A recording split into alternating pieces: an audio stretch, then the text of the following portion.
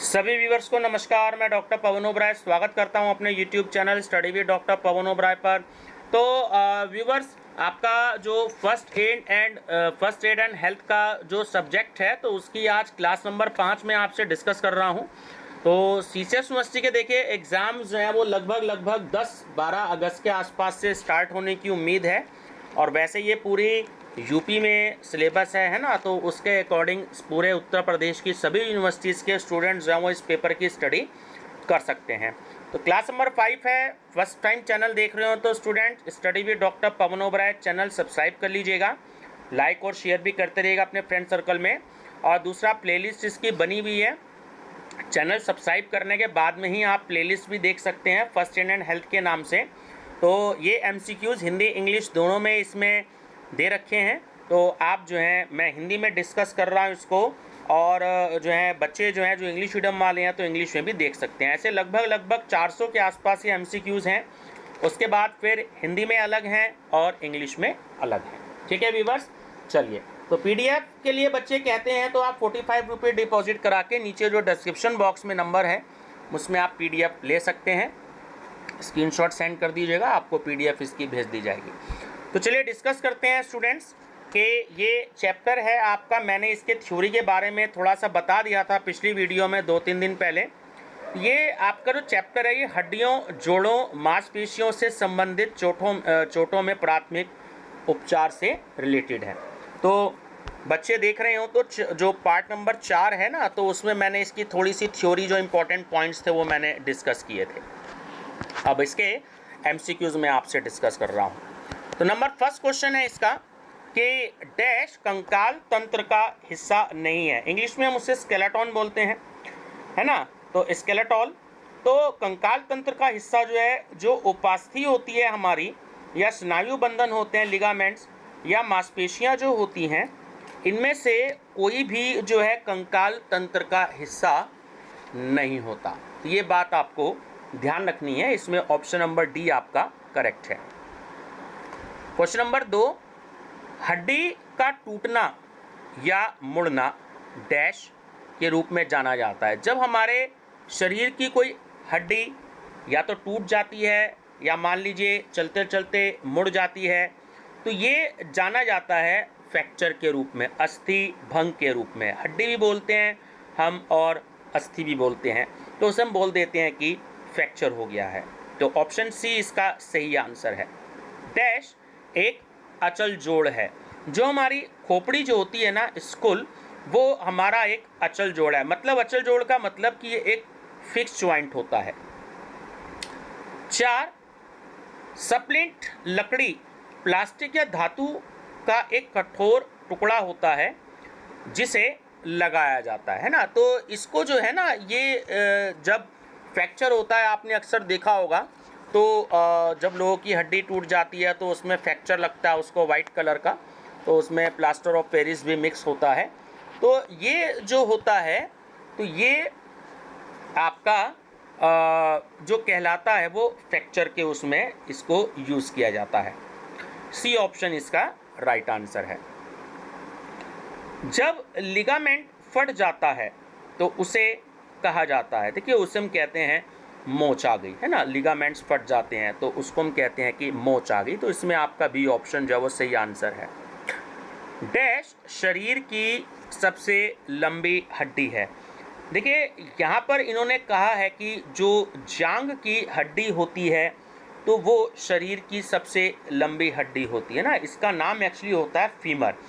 याद रखिएगा, ये जो स्पोर्ट्स एंड फिजिकल एजुकेशन का पेपर होता है, जो अब ईयरली के स्टूडेंट्स हैं, तो उसमें ये क्वेश्चन बहुत बार पूछा गया है। फीमर जो होती है वो सबसे बड़ी हड्डी होती है और ये जांघ की हड्डी में पाई जाती है। तो आप सभी स्टूडेंट्स को नाम भी याद रखना है फीमर का। खोपड़ी में कितनी हड्डी होती है? तो देखिए खोपड़ी में जो होती हैं वो हमारी 22 हड्डियां होती हैं। ये बात आपको याद रखनी है, ठीक है। ऑप्शन सी जो है वो करेक्ट आंसर है, 22 हड्डियां। कंकाल तंत्र शरीर को सहारा देता है जिसमें हड्डियां होती हैं। तो हमारा जो पूरा शरीर होता है उसमें 206 हड्डियां होती हैं, ये आप सभी लोग जानते होंगे। तो आप याद भी रखिएगा ना, 206 हड्डियाँ होती हैं। कंकाल तंत्र की हड्डियाँ डैश के माध्यम से आपस में जुड़ी होती हैं। तो ये उपास्थि, स्नायु बंधन और मांसपेशियों, है ना, मसल्स, तो इन तीनों से ये माध्यम से आपस में जुड़ी होती हैं। तो डी ऑप्शन इसका राइट आंसर है, ये सभी। खोपड़ी की हड्डियां डैश के अंगों को सुरक्षा प्रदान करती है। देखिए, ये दिमाग को भी सुरक्षा प्रदान करती हैं। ये जो हमारी दृष्टि होती है, यानी देखने की जो शक्ति होती है आँखों की, उसको भी सुरक्षा देती है, और जो हमारी सुनने की जो शक्ति होती है उसको भी ये सुरक्षा देती है। तो डी ऑप्शन जो है वो इसका राइट आंसर है, ये सभी। गर्दन में ग्रीवा कशेरुकाओं को किसके रूप में जाना जाता है? बहुत इंपॉर्टेंट क्वेश्चन है, याद रखिएगा। इसको हम C1 से C7, ये बात आपको याद रखनी है। ऑप्शन ए इसका करेक्ट आंसर है, C1 डैश, यानी कि C1 से C7, है ना, आपको याद रखना है। पसलियों के पहले डैश जोड़े सामने की ओर ब्रेस्ट बोन, जिसे स्टर्नम भी कहते हैं, से जुड़े होते हैं। तो 7 जुड़े होते हैं ना, 7 जोड़े सामने की ओर, ये बात आपको याद रखनी है। बहुत अच्छा और इम्पोर्टेंट क्वेश्चन है। पसलियों के 11वें और 12वें जोड़े में कोई जोड़ नहीं होता, इनको कहा जाता है, तो इनको तैरती हुई पसलियां कहा जाता है। इंग्लिश में फ्लोटिंग रिब्स बोलते हैं, ठीक है, तैरती हुई पसलियां, फ्लोटिंग रिब्स। तो ये भी बहुत अच्छा और इम्पोर्टेंट क्वेश्चन है। क्वेश्चन नंबर 14, रेडियस और अल्ना डैश में पाए जाते हैं। तो ये किस में पाए जाते हैं?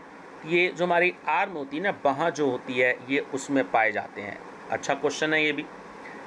डैश एक बेसिन के आकार की गुहा बनाती है जिसमें आंत, मूत्राशय और प्रजनन अंग होते हैं। तो वो होती है श्रोणी, पेल्विस इंग्लिश में बोलते हैं, ठीक है, श्रोणी। Option number C right answer है। पटेला डैश में पाई जाने वाली एक छोटी हड्डी होती है।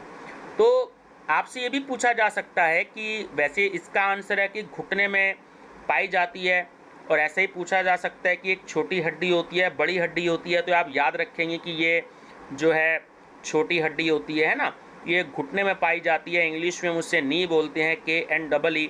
तो ऐसा भी क्वेश्चन पूछा जा सकता है कि आपसे कि जो है डैश घुटने में पाई जाने वाली एक छोटी हड्डी निम्नलिखित में से कौन सी है? तो वहाँ पर अगर पटेला का नाम आ जाता है तो ये आपको याद रखना है, ठीक है, पटेला। बहुत अच्छा और इम्पोर्टेंट क्वेश्चन है। फ्रैक्चर हड्डी का टूटना या मोड़ या दरार है, ये आप याद रखेंगे। आप सभी को पता है कि ये बिल्कुल सही बात है। जब हड्डी टूट जाती है, हम इसमें अभी पढ़ भी चुके हैं पहले भी, जब हड्डी टूट जाती है या मुड़ जाती है ना, तो उसको हम फ्रैक्चर बोलते हैं। बिल्कुल सही है ये बात। खुले फ्रैक्चर के संकेत हैं।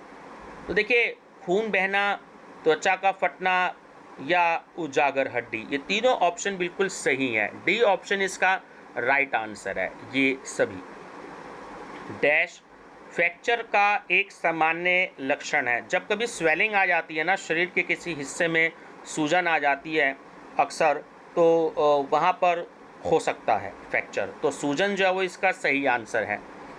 यदि टूटा हुआ पैर विकृत या अवस्थित दिखाई देता है डैश, तो ऑप्शन नंबर डी इसका राइट आंसर है कि इसे रीसेट करने का प्रयास ना करें। यानी कि पहले जैसी स्थिति में होता है उसको दोबारा वैसी स्थिति में अपने आप करने की कोशिश नहीं करनी चाहिए। सीधा डॉक्टर पे मिलना चाहिए, और सीधा वो भी हड्डी के डॉक्टर पे, जिसे हम इंग्लिश में ऑर्थोपेडिक सर्जन बोलते हैं। देखिए, यहाँ मैं आपको बच्चों को एक चीज़ बता दूँ, बहुत सारे बच्चों को ये चीज़ नहीं पता होती है, सीधे कहते हैं कि हड्डी के डॉक्टर पे जाना है या आँख के डॉक्टर पे जाना है।